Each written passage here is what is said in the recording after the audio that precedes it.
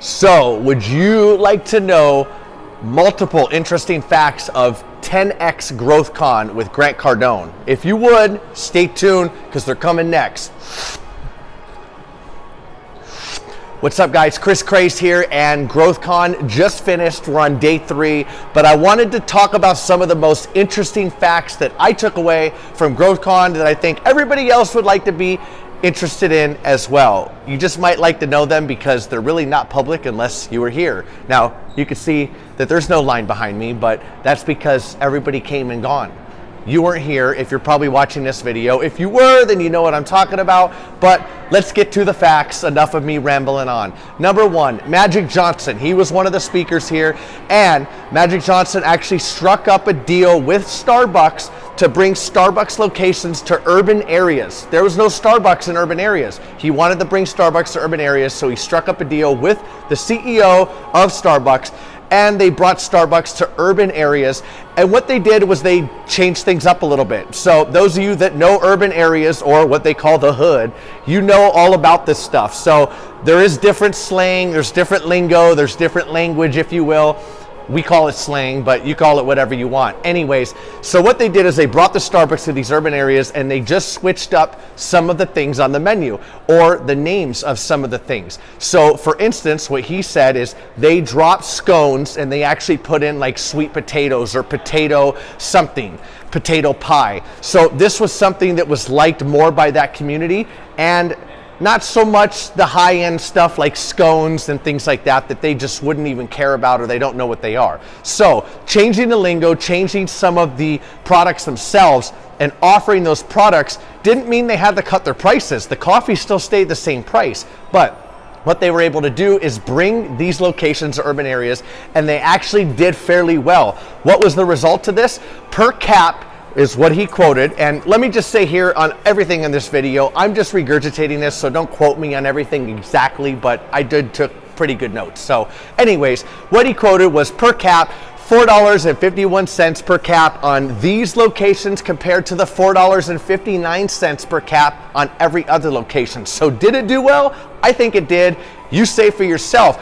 They did many, many, many locations, and then what ended up happening is Starbucks went in and he actually sold those back to Starbucks. I think the deal was 50-50 on these locations in urban areas, and then he sold them back to Starbucks once Starbucks found out that they were doing well, and they did good, and he sold them back, and he made a lot of money from it. So the learning lesson from that is do what's different, and we'll talk about that again later.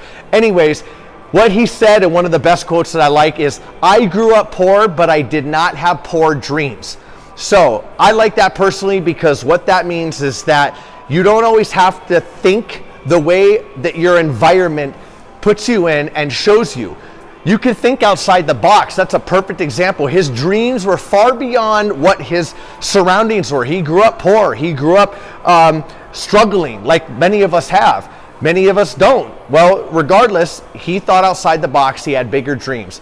Now, the other takeaway from him, an interesting fact, is he always does a SWOT analysis on every business before he buys it. You ask what a SWOT analysis was? Well, we'll get to that on another video, so we'll have a link somewhere around here, because I'm going to do a whole nother video just on that. But anybody who's in business, you should be doing a SWOT analysis. He did say his personal life, he does a SWOT analysis 2 times a year, and then on his businesses, he also does a SWOT analysis on his current businesses 2 times a year as well. And of course, a SWOT analysis on every business that he has or that he's going to get. It's very imperative that he does that, because he has to know the strengths, weaknesses, opportunities, and of course, threats. So, who was the next one? Scooter Braun. Those of you who know him, you know who he is, you know who he's not. Anyway, Scooter Braun is the manager and has made people like Justin Bieber. Yep, Justin Bieber, Ariana Grande, and many more. The guy's all over the news. Just Google him. I had to just break a little bit of silence there, because those of you who know, you know who Justin Bieber is, okay? But anyways, Scooter Braun, one of the good takeaways that he said is, your network is not always the people that have the most money, okay? And I say that because those of you think that. When you're networking, it's easy for somebody to think, look, I'm gonna go into this room and I wanna find who the most wealthiest person is and I wanna be their friend and I wanna know them. And we all know somebody who's like that, okay? I do too. But guess what? That's not always the right decision. And he had a good point with this. He says that when you go into somewhere like 10X GrowthCon or like another event, the goal is to meet the people that are there. Of course, everybody wants to know the presenters and the people speaking and all that, but when you get the people that are at the event, more or less the people that are in your ground floor, they're on the same level as you are, working, coming up in the world, as they say. What you want to do is you want to be friends with them. The reason why, when you guys both make it later on and you get to where you're successful, in your mind successful, you can call on them as a friend and you can help each other out. So one of his examples was, I believe the guy's name is Eric, but regardless, it was the guy who founded Spotify. Friends early on, right when the company was getting going, the company, the individual that started the company, he said, hey, Scooter, I want you to invest. I need you to invest. You know, here's what I'm gonna do for you. Will you be a spokesperson indirectly? And he said, yes. He backed Spotify and then boom, look where Spotify is today. Spotify's huge, it's all over. So again, example, get on the ground floor, be friends with these people now because you don't know where they're gonna be in the future. If you surround yourself with like-minded people now, it's easier to call them in the future, and not even just when you need something, just to be good friends with them, shoot the ish, the ideas, piggyback off each other, whatever the case is. You're both coming up and you can both help each other come up, and that's the best way to be about it. So what was another insight from him is operate out of purpose and not fear. When you're operating out of fear, and I know this personally, you're in a completely different mindset. Your mindset sucks. You're in survival mode. You need to make money. You need to do this. You need to do whatever it is. So don't operate out of fear. If you operate out of purpose and you know what your purpose is, you're going to provide, you're going to do well, you're going to be good at business, and you're going to have something that people want.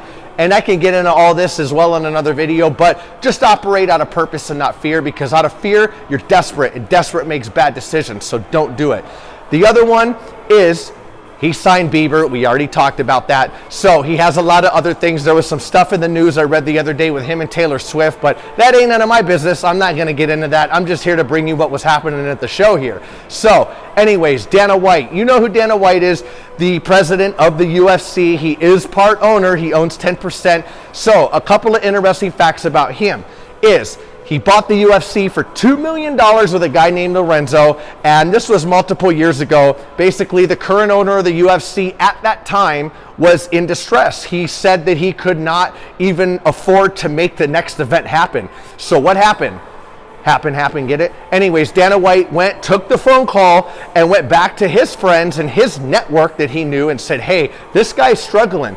We're in a great spot to potentially make an offer and buy this guy out and buy the UFC right now. And guess what? Boom, it happened. He ended up buying it. $2 million is what they bought the UFC for. Can you imagine that? Now, what they intended to do was turn it into a reality show. Well, that didn't really go over so well. Boxing and UFC and fighting and all that had a little bit of a different direction, if I remember correctly. But anyways, the point of this is, bought it for $2 million, sold it 4 years ago for $4.025 billion. Not million, billion. Think about that. Bought it for $2 million, sold it $4.025 billion 4 years later, or 4 years ago. Anyways, you get the numbers. It doesn't matter about the time. It matters about the numbers. He is 10% owner. He does not do it about the money. But regardless, those are the numbers. And think about that, simply for making a phone call. And a lot of people want to bash him or want to say something else or this and that. Guess what? Money's money. What it is worth today, it's worth about $9 billion right now. So think about that. He's still 10% owner. Anyways, there's your facts about him. Who was the next one? Brandon Dawson. If you don't know him, Google him. Another great person. What ended up happening?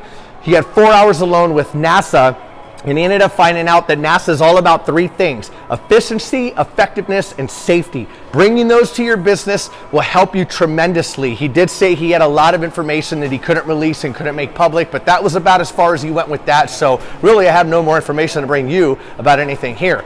Anyways, Brandon Dawson, he said he had 110 presentations with many people here and in Canada, if I'm correct on that, before he got one that said yes. That one presentation that said yes gave him the one presentation that said yes gave him $1 million, and that $1 million, he invested that and actually turned into what is now over 100 companies that are making well over that amount of money, I can tell you that. So, moral of the story on this is don't give up. His moral of the story was don't give up. You know, he could have stopped at any given time between 1 and 111 presentations or 110, regardless.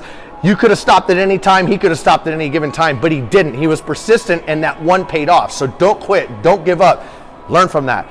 So, the best two on the roster became day 3. And I have to tell you about these because we're gonna do another video about some other ones, which was John Travolta and Usher and all of that, but I wanted to pick my favorites, at least for now. So, Kevin Hart.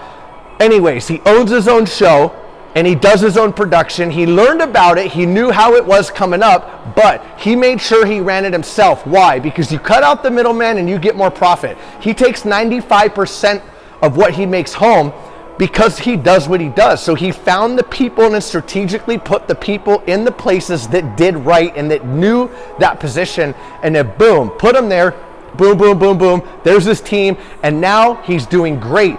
He runs it, he sells the tickets himself, he does the events himself, he pretty much does everything shy of owning the building. So that's exactly what's happening with him. And just some quick stats on him and interesting facts. In the last tour, he did about 1.2 million seats sold, and out of that made about $110 million. So does his business model work? I would definitely say so. I think you need to ask yourself the same question. Look in the mirror and tell yourself yes, because that's a successful business model. Think about that 110 million. If he was to pay another 15% or 20% or 30% to promoters and other people, management companies and all that, you know what? BS. He would make a lot less. The reason why he did this, and the most important thing is him not giving up, is it was because he was caught up and told to sit there and wait. He had a show that he was producing, that he wrote, he produced a bunch of things, and he was told to sit there and wait. And on that waiting, he just waited and waited and waited, and he thought it was ridiculous. So he turned around and said, screw this, I'm gonna make my own comedy, I'm gonna do my own shows, I'm gonna build my own network. When he built his own network, he didn't even stop there. He also built a network called Laughing Out Loud, or Laugh Out Loud. And because of that, now he has a whole bunch of comedians that can voice their comedy and they can bring up. And then he went back to this network that said no and canceled his show and told them, hey, I got X, Y, and Z. Here's my stats. You said that I may not work before. You said that people may not like me before, blah, blah, blah, blah, blah. Well, guess what? Here's the stats and here's my track record that proves it. These people like me. Boom. And basically, the moral of this story is be a necessity. At that point, he became a necessity and he had a track record to prove it. Those two things. And they brought the show, if I'm correct, or he ended up doing something else. Regardless, it was successful and he runs his own stuff now. So those are two takeaways and interesting facts with him. And the last one that I'll talk about is Floyd Mayweather. So, interesting fact about him, he has a watch that's worth $18 million. $18 million. Okay, that's more than a lot of people's houses. But I know that because he said it at the event. If you were here, you would have known it. Get it? So anyways, he does have 2 more upcoming fights, and he's looking at about $600 million per fight. We don't know who they're with. We don't know when. They're still in negotiations, so that's all I can report on that now. But that's good. We may see more of him. He did say the Conor McGregor fight and the 2 other fights before Conor, he did gross about $750 million off of that. Think of that, $750 million. This guy's great, and he's only 40 years old. Crazy, huh? So, anyways, he was 40. I think he was 40. Kevin Hart's 40. I don't know. Regardless, they're both successful. They both have a lot of money. They're both younger, okay? And they're both people that you should idolize because they have become the American dream. They started from nothing. The common denominator with all these people here, pretty much everything that I mentioned on this roster today, on this video right now, these people started with nothing and now they have something. Point A, nothing. Point B, something. You get it? Well, anyways, until next time, this is it. I'm Kris Krāze. Just wanted to tell you that those were my favorite and cool takeaways from 10X GrowthCon and my interesting points and interesting facts with 10X GrowthCon 2020. Until next time, I'm Kris Krāze and we're out.